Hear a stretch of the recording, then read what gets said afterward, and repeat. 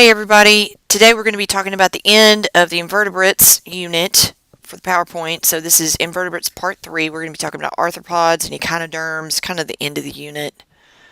Now, arthropods, most of them are insects. Up to about 30 million may exist. We're still trying to classify all of them because they keep mutating and evolving.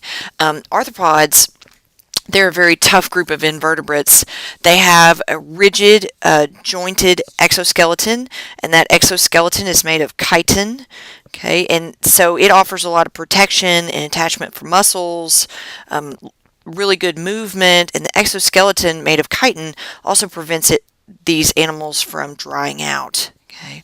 But because the exoskeleton is hard, they have to keep molting or shedding their skin in order to grow in size. They have a lot of segmentation, and they have basically these hollow tubes that are moved by muscles and jointed appendages. They have a well-developed nervous system. They have a brain and a ventral nerve cord. They have many different respiratory organs, like the marine forms are going to use gills. The terrestrial forms have lungs or air tubes called trachea. And then they have really fast ways of transporting oxygen to their cells. And then the last one, which is reduced competition through metamorphosis, basically what that means is that with arthropods, the larvae, or the young arthropods, eat different foods and they live in different environments than the adults do. For instance, larval crabs, they eat plankton, whereas adult crabs tend to eat live prey or dead organic matter. Okay. They're sort of bottom dweller eaters. For instance, the caterpillar tends to eat leafy vegetation, the butterflies tend to eat nectar, and so forth. Okay, so it really reduces competition between the young forms of the arthropods, or the immature ones, and then the grown-up arthropods. And here are some examples of arthropods you probably have seen before. You have millipedes, tarantulas, crabs, for instance, and then centipedes. Some of these are, some insects are arthropods, and some of them are not. You know, basically insects have to have 6 legs, and I know you know that. Now, crustaceans fit into arthropod, that big group, but barnacles, shrimp, crabs, sow bugs, which are also like pill bugs, which are roly-polies, okay, that you find in the dirt, crayfish, and so forth. And these crustaceans are named for their hard shells, and they usually have compound eyes and 5 pairs of appendages. They have very good sensory parts, and the other 3 pairs are these feeding mouth parts. Okay, this is just to show you kind of what some of their insides look like. You've got joint movement there, which actually has flexor and extensor muscles like we have. You've got exoskeleton composition, which is actually fairly complicated. You won't really have to know too much about this. They do molt, which means they just have to shed their skin in order to get bigger.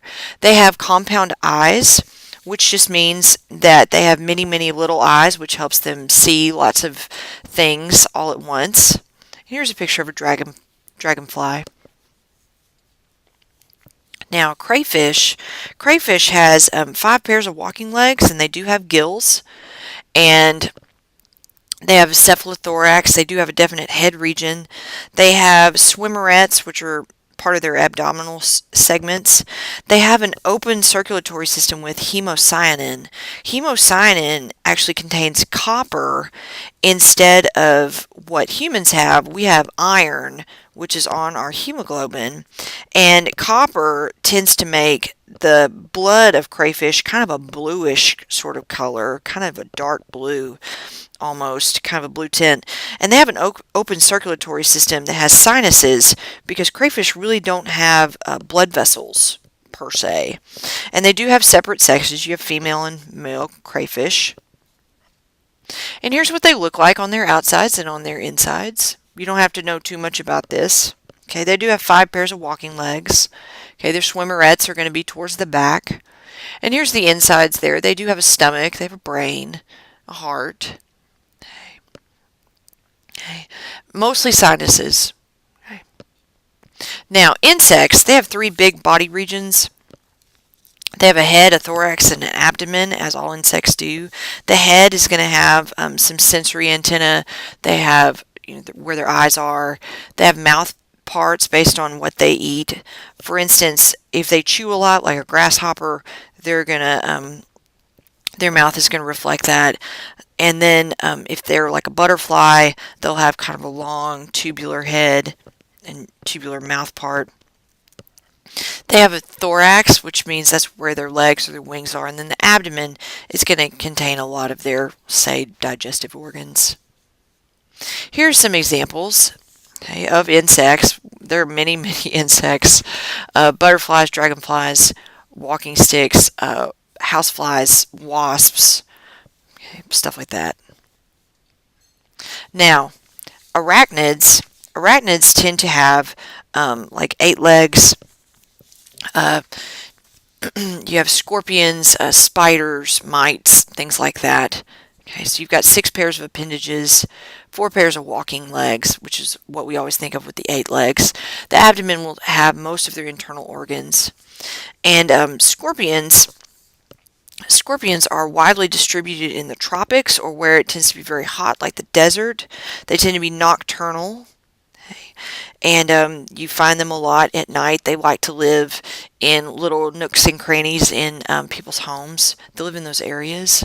They can be very dangerous, particularly to young children.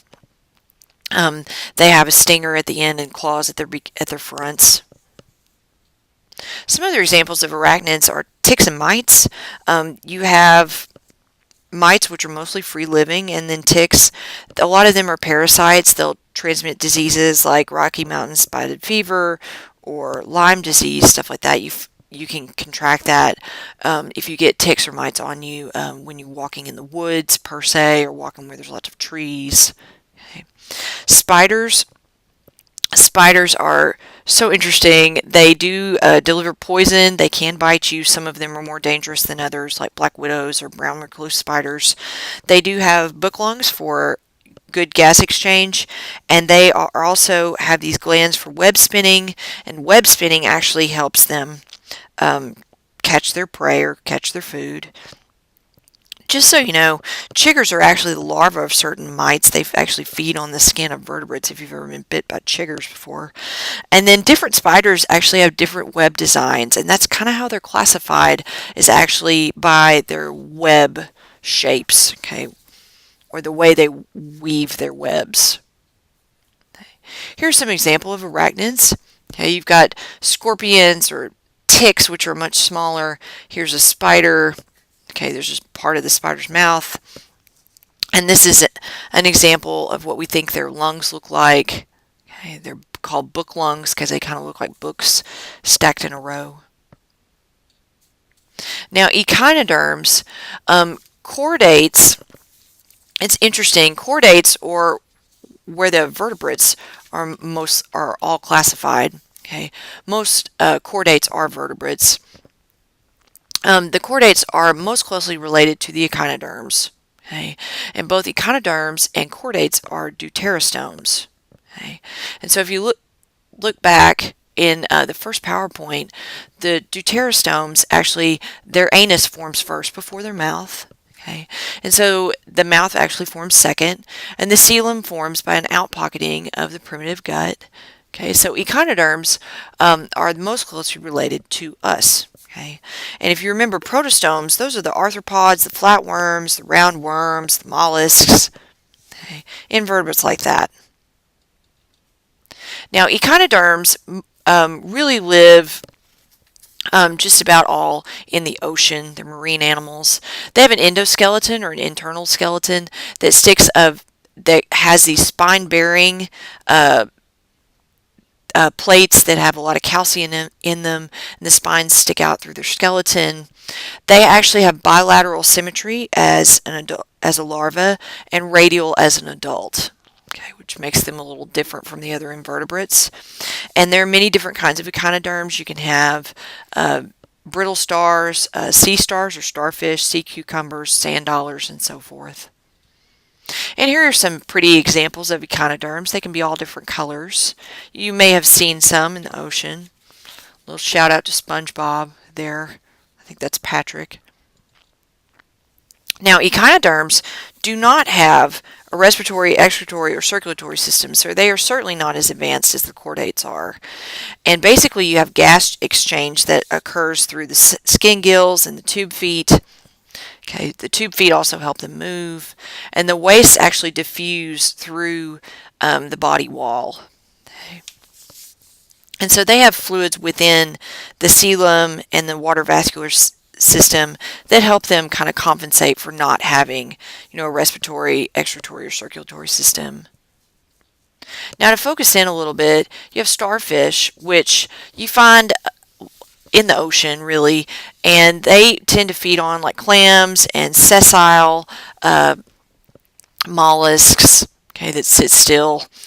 They have a 5-rayed body that has a mouth side and anus side, and they have spines for protection. If you step on them, they will kind of prick you just a little bit. They have skin gills for gas exchange, and then they've got small tube feet that help them move around. And when it's time for them to eat, basically they'll position itself over a bivalve like an oyster or a clam and attach the tube feet, and then it will pull the shell open, and then it'll actually secrete enzymes and start to digest it. Okay, and the clam will eventually be ingested later in the stomach. Now, in each arm, they've actually got digestive glands. They've got gonads, male or female, and then they've also got nerves too. And by drawing water into the tube feet, they're actually able to contract those tube feet and move around. I think these are two starfish that are having a tussle here. I think they're fighting. Okay. And so they move fairly slowly unless they're really, really big, and then they can move a little faster. And they do have very coordinated body movements. Now, they can reproduce asexually or sexually. Each fragment, as long as it's got the middle of the starfish, it can actually regenerate itself. So fishermen who try to get rid of starfish by cutting them up and throwing them overboard, they're just making more starfish when they do that. Okay. As long as it's got part of the middle central disc, then it will completely regenerate itself. Now, starfish can also reproduce sexually. They can release eggs or sperm, depending on whether they're male or female. And that's it.